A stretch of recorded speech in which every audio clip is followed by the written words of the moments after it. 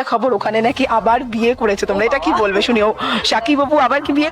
দেখো দেখো, এটা আসলে একান্তই ব্যক্তিগত কথা, আর এটা যেভাবে আমি বলি না কেন, এটা অন্য একটা প্রেজেন্টেশন দাঁড়াবে। আমি বাহ, গেছে। এই তো এবার আমাদের প্রিয় সেই মানুষ দুজনকে একসঙ্গে দেখছি, এটা কি?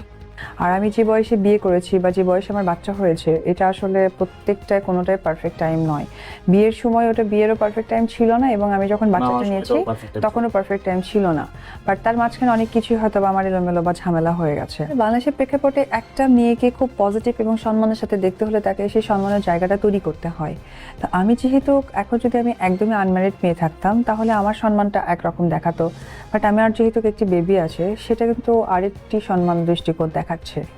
আর একটি কথা হচ্ছে, যেহেতু আমার সত্যি এখনো বয়স, বিয়ে, বাচ্চা কোনোটাই হয়নি, আফটার অল মানুষ এবং পরিবার থেকেও আমাকে সেইভাবেই দেখছে, সব কিছু মিলেই আসলে ব্যাপারটা নিয়ে বাড়িতেও আলোচনা হচ্ছে, এবং আমিও সম্মতি কিছুটা পোষণ করেছি যে যদি আমি যেহেতু ম্যাচুরেট মেন্টালিটির, এরকম কোনো কিছু হলে, পজিটিভ দিক থেকে কোনো কিছু হলে, ওকে ফাইন। তার মানে আপনার নতুন বিয়েটা এবার পরিবার থেকেই হচ্ছে? হ্যাঁ, পারিবারিকভাবে, বা এটা শিওর না কিন্তু ভাইয়া, এটা আসলে নিউজ অনেক সময় রস দিচ্ছে মানুষকে পড়ানোর জন্য।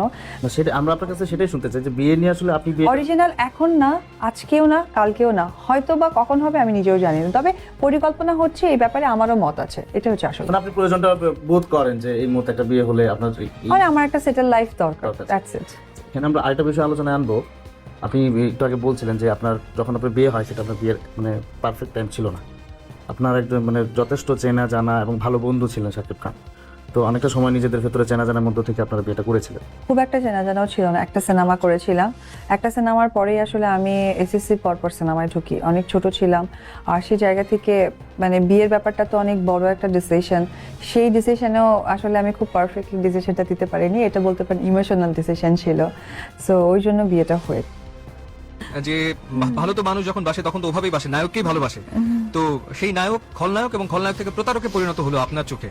তো এটা তো এই যে অনুভূতিটা, সেটা নিশ্চয়ই ভীষণ রকম কষ্ট। না, আমার কাছে মনে হয় যে অনুভূতি কি আর বলবো, আমার কাছে মনে হয় যে সাকিব, পৃথিবীতে কোনো মানুষ বলতে পারবে না যে আমার ভিতরে বিন্দু পরিমাণ কিছু নেই। হয়তো বা সেটা তার ভালোবাসা হতে পারে, বা তার ওয়াইফকে ঠকিয়ে হতে পারে, বা তার বাবা মাকে ঠকিয়ে হতে পারে, বা সে তার ব্যবসা প্রতিষ্ঠানে ঠকিয়ে হতে পারে। প্রত্যেকটা মানুষই তার পজিশন বুঝে, তার অবস্থান বুঝে একটু হলেও স্বার্থের দিকে দেখে, নিজের স্বার্থকে দেখে।